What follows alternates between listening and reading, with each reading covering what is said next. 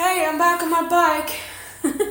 You would think, well, it's good to break it up because that way I don't get my rashes either because my body doesn't like my lifestyle with sweats. But it's also how I can boost my metabolism because shorter workouts more often helps me do it, and also how I feel the ups and downs in metabolic boosting, so I love it. Anyway, a little bit of the way women in general love to talk about how their partners aren't there, not present in your relationship. It's a lot of that sadness of, I wish he appreciated me, why doesn't he give me the time, and he used to be romantic and now he's not, and you wonder, and that's just the way it is, and you keep on fighting to have someone else's attention. It's all you want. And when you go back, when you started dating, then he or she was always there, and it was so wonderful. You had an amazing romantic story, and then things just became the same, monotonous, right? And he's not present. There's so much emphasis on presence. Be present, be here. Don't distract yourself away. Don't be there in person, but your mind is somewhere else. Don't just leave when there's struggle or when you have problem. Come and talk. Women love to communicate. Let's have a talk. Don't leave. How can I help you? How can I understand you? If you always leave or flake or distance yourself or ghost, any moment is not as fun as when it started. When real life happens. So then you become sad and depressed, and your whole life focus is on trying to figure out how to save your relationship.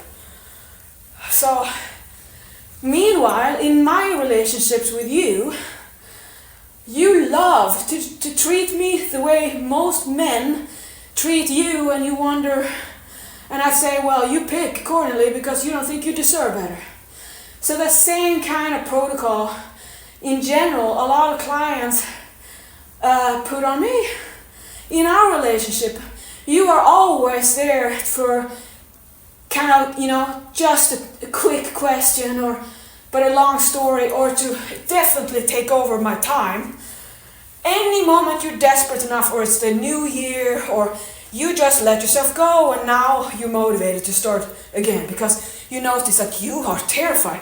You're gonna gain fat, you're gonna be unhealthy, you're gonna lose everything. You don't know how to get yourself out of that vicious cycle of downward spiraling. But that's when you're motivated, remember? But then when you notice that it's gonna take a longer time anyway, that simply just having Pauline around is not gonna make you do what you think you are gonna do because you want the police, you want to be forced to do something, or you won't do it. But that's how you also don't become happy. You won't be happy in the doing. You're trying to force yourself to do anything and think prison mindset or forced by someone else is gonna keep you in the loop. Like so many clients who want me to forbid you from gaining fat. I'm like, I cannot forbid you from that. You do it on your own. So then when it becomes too real, you don't want to talk to me, so that's when you flake. Suddenly ghost. When you need the coach is not when you want to have your perfect diet plan. When you're starting over.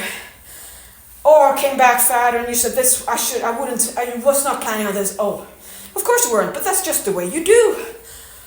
And then you treat me just like your husbands or your partners. You just go away.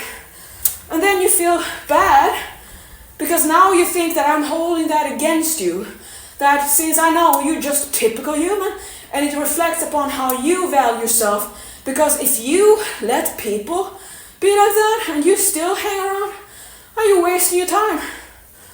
So with me, it's just you are just kind of burning your bridges because I don't hold it against you. I just know that says everything I need to know about how you feel about yourself. Your self-worth, your self-confidence, your self-esteem, everything.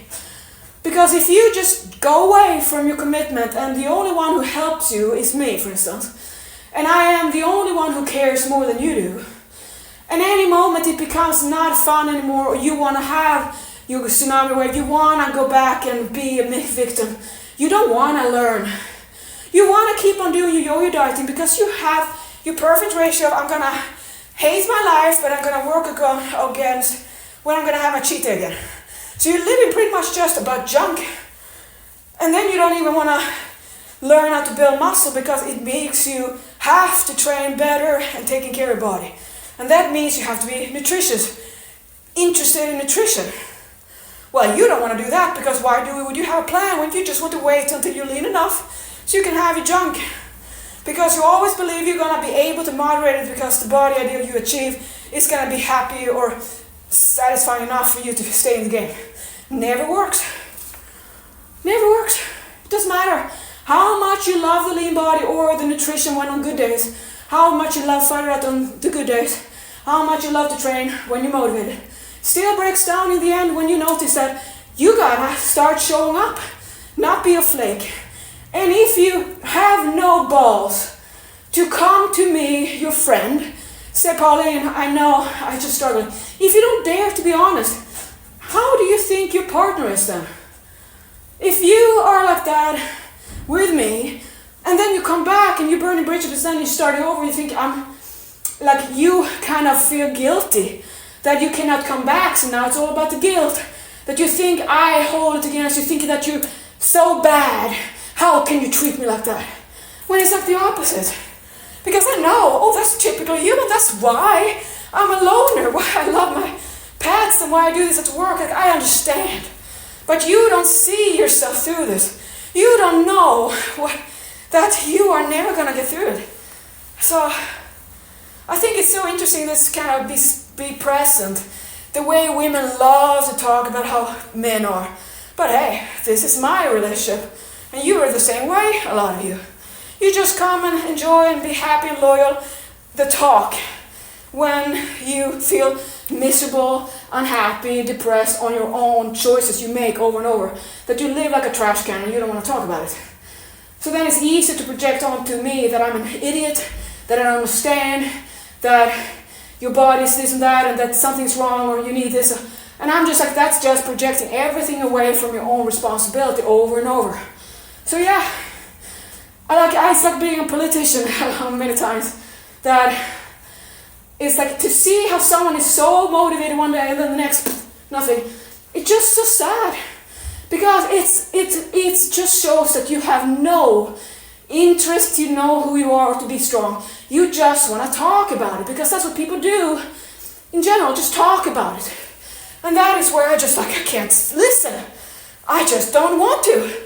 Because it's like talking about how to solve things that are never going to be solved because they are the way they are. It's like life. How are you going to keep on trying to solve it? Right?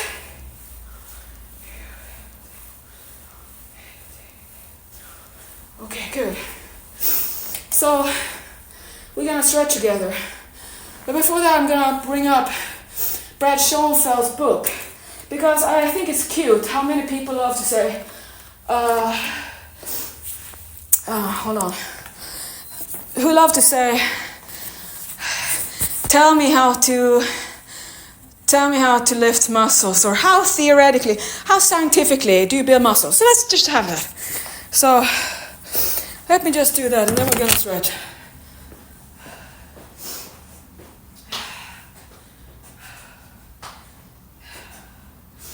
Where's the book? Okay, this one. Not the latest one, but it's not that good either. Okay, I have a later edition for that one. So now I have Brad Schoenfeld's Science and Development of Muscle Hypertrophy. So, to Pauline, you were awesome. Thank you, Brad. I love Brad. So, let's just go through here to see summary of hypertrophy training studies, investigating training frequency. So, then you can go look here. I'm showing all the different theory, the training, investigating training frequency on hypertrophy. Hypertrophy is building muscle, okay? So, in one study, 39 untrained young men, 8 weeks, and then hypertrophy's measurement. And then findings, no significant difference in arm and thigh girth between conditions, okay? Next one, 21 untrained middle-aged women, good, better for demographic for you. Random assignment to resistance training, 3 days or 4 weeks or something, or 4 days. And Then findings, no significant difference in lean body mass between conditions. And then we have another one, 30 untrained young women, more likely than, 20 weeks program, and they have DEXA and body pad, just all these are measured. Fair findings, no significant differences in lean muscle between groups. Then, so 29 untrained middle-aged men and women training, 6 weeks training. Was there any findings in muscle hypertrophy? No significant differences in lean body mass between conditions. So then we have untrained elderly women, 12 weeks program, and random assigned to a total body resistance training protocol performed either twice or thrice a week. All subjects perfect a single set of 10 to 15 reps for 8 exercises per session. Doesn't say if it was failure or was how much set and so on. Set findings, no significant differences in skeletal muscle groups between muscle mass between groups. So then we could keep on saying, and then we're going to do load. The load lifted is widely considered one of the most important factors in hypertrophic response to resistance training. Intensity of load refers to the percentage of RMM. So as you can see, you can learn a lot by simply reading if you want to. But remember, if you open up your mind, what are you going to do then? It's because a little bit more information, that is better information, might open up you too much. So, here are more of them. Summary hypertrophy training studies investigating training load. So here are 32 untrained young men, then random counterbalance performance of 10 sets of unilateral training, and blah, blah, blah. And then it's 12 weeks, significantly greater increase in quadriceps CSA for high versus low load exercise. So, of course, because you can load it more. And then we have another one here that there's also volume equated, yes and no, yes and no. So there's so many variables, and also, is the study based on a man who's never trained and he's going to have the best hypertrophic effect? Or is the woman who's trained for 30 years, has injuries and need to train away? Because when it comes down to it, you got to find a way to train it no matter what. So you have to override whatever is the limitation and then go beyond. That is why I say beyond bodybuilding or body-mind building. So that's what we need to know. So I'm going to make a little, I forgot. Okay. So guys, now you know this, and now we're gonna stretch it together. Adios.